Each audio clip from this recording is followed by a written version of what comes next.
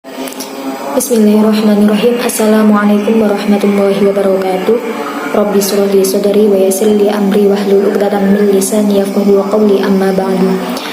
Yang terhormat Ibu Wafiatu Maslahah MPD selaku dosen pengampu mata kuliah Sejarah Dunia beserta teman-teman yang berbahagia.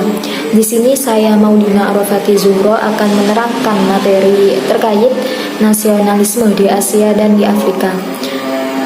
Di sini saya akan menyebutkan beberapa subbab. Yang pertama yaitu terkait bagaimana sih proses lahirnya nasionalisme di Asia dan di Afrika sehingga terbentuknya Konferensi Asia Afrika dan gerakan non-blok. Yang kedua yaitu apa saja peristiwa penyulut nasionalisme di Asia dan di Afrika. Yang ketiga yaitu apa saja faktor-faktor yang mendorong munculnya gerakan nasionalisme. Baik teman-teman, langsung saja kita lanjut ke pembahasan selanjutnya yaitu terkait bagaimana sih proses lahirnya nasionalisme di Asia dan di Afrika. Baik teman-teman, kita masuk ke pembahasan yang pertama yaitu terkait proses lahirnya nasionalisme di Asia dan di Afrika. Perlu kita ketahui terlebih dahulu pengertian nasionalisme.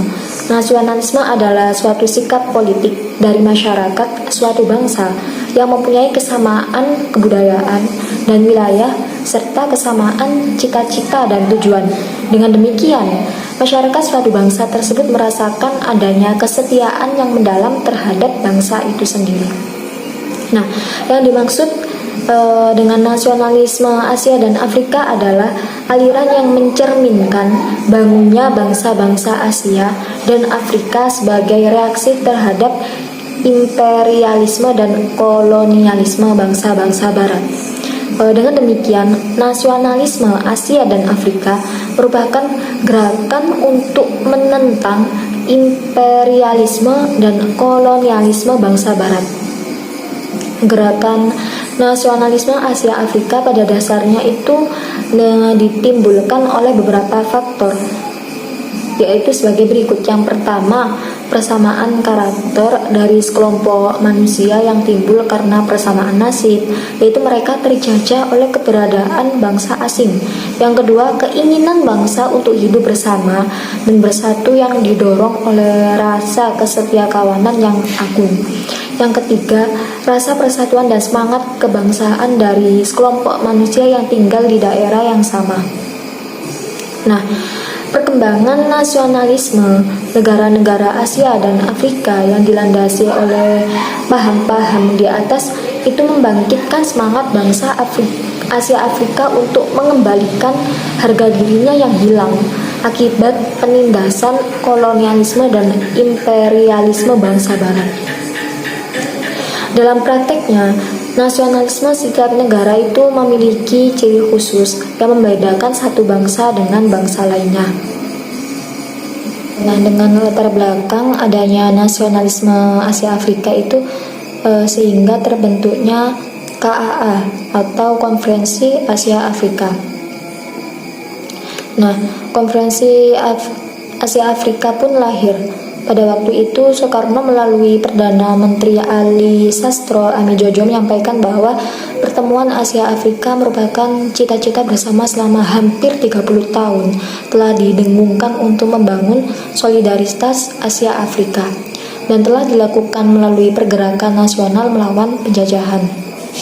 Nah, pemerintah Indonesia melalui saluran diplomatiknya mengusulkan perlunya diadakan pertemuan lain yang lebih luas antara negara-negara Afrika dan Asia, karena masalah-masalah krusial yang dibicarakan itu tidak hanya terjadi di negara-negara Asia yang terwakili dalam konferensi tersebut, tetapi juga dialami oleh negara-negara di Afrika dan Asia lainnya.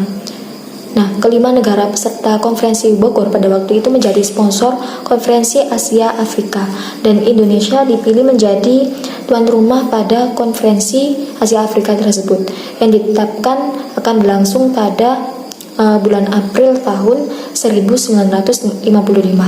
Presiden Indonesia Soekarno menetapkan kota Bandung sebagai tempat berlangsungnya konferensi tersebut. Nah, pada tanggal 15 Januari 1965, surat undangan konferensi Asia Afrika dikirimkan kepada kepala pemerintah dari 25 negara Asia dan Afrika. Dari seluruh negara yang diundang, hanya satu negara yang menolak undangan itu, yaitu Federasi Afrika Tengah. Mengapa? Karena memang negara itu masih dikuasai oleh orang-orang bekas penjajahnya. Nah, negara-negara peserta Konferensi Asia Afrika antara lain yaitu Afghanistan, Indonesia, Arab Saudi, Jepang, Sudan, Republik Rakyat Tiongkok, Yordania, Suriah, Laos, Vietnam Utara, Vietnam Selatan, Libya, India, Nepal, dan Yaman. Konferensi Asia Afrika atau disingkat KAA di Bandung tahun 1995 itu merupakan proses awal lahirnya GNB, Gerakan Non-Blok. KAA diselenggarakan pada tanggal 18 sampai 24 April dan dihadiri oleh 29 kepala negara dan kepala pemerintah dari benua Asia dan Afrika yang baru saja merdeka. Nah, KAA ini ditujukan untuk mengidentifikasi dan mendalami masalah-masalah dunia waktu itu dan berupaya memformulasikan kebijakan bersama negara-negara baru tersebut pada tatanan hubungan internasional. GNB menempati posisi khusus dalam politik luar negeri Indonesia karena Indonesia sejak awal memiliki peran sentral dalam pendirian GNB. KAA merupakan bukti peran dan kontribusi penting Indonesia dalam mewakili pendirian GNB. Secara khusus Presiden Soekarno pada waktu itu juga diakui sebagai tokoh penggagas dan pendiri GNB.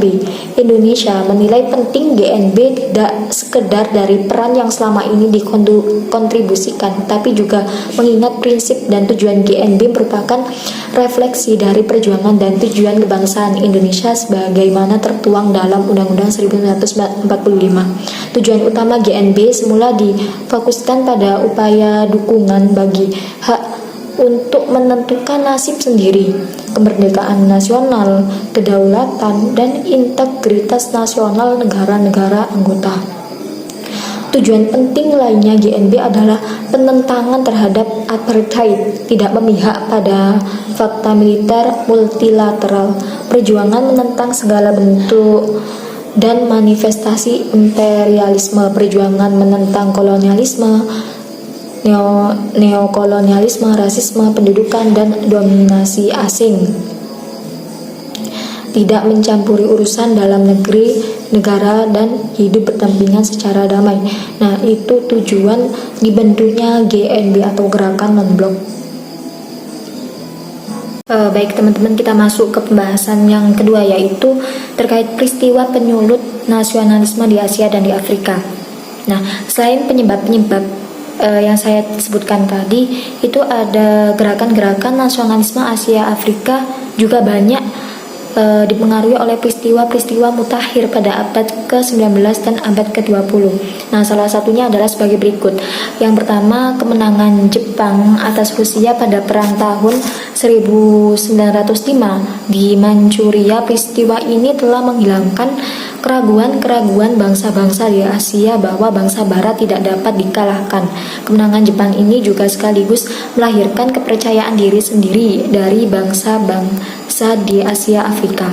Yang kedua yaitu Perang Dunia Pertama yang berlangsung dari tahun 1914 sampai 1918. Peristiwa ini telah menyebabkan bangsa-bangsa Eropa itu memusatkan perhatiannya pada daratan Eropa sebagai ajang peperangan. Nah, dalam periode ini bangsa-bangsa di Asia Afrika itu memiliki peluang untuk meningkatkan tuntutan kemerdekaan dan kebebasan nasionalnya dalam berbagai bidang kehidupan. Yang ketiga yaitu Revolusi Rusia pada tahun 1917. Peristiwa tersebut meningkatkan lahirnya gerakan anti penjajahan dan anti kapitalis serta berkembangnya paham sosialisme dan komunisme. Nah, itu tadi terkait peristiwa yang mendorong terjadinya nasionalisme Asia dan Afrika. Kita masuk ke pembahasan yang ketiga yaitu faktor-faktor yang mendorong munculnya gerakan nasionalisme. Yang pembahasan kedua tadi kan peristiwa-peristiwa yang mendorong. Nah, yang ketiga ini faktor-faktor yang mendorong munculnya gerakan nasionalisme. Apa sajakah itu? Yang pertama yaitu faktor kenangan kejayaan di masa lampau. Nah, sebelum imperialisme, bangsa Barat masuk ke kawasan Asia. Pada umumnya, negara-negara yang berada di kawasan Asia pernah memiliki masa-masa berdaulat dan berkuasa seperti negara Indonesia misalnya pada masa Kerajaan Majapahit dan Kerajaan Sriwijaya ataupun negara India pada masa Kerajaan Asoka. Hal tersebutlah yang menimbulkan semangat untuk mengulang kembali masa-masa kejayaan tersebut. Yang kedua yaitu faktor penderitaan dan kesengsaraan akibat imperialisme. Muncul dan berkembangnya imperialisme di kawasan Asia membawa pengaruh yang sangat besar terhadap rakyat yang menjadi korban imperialisme tersebut.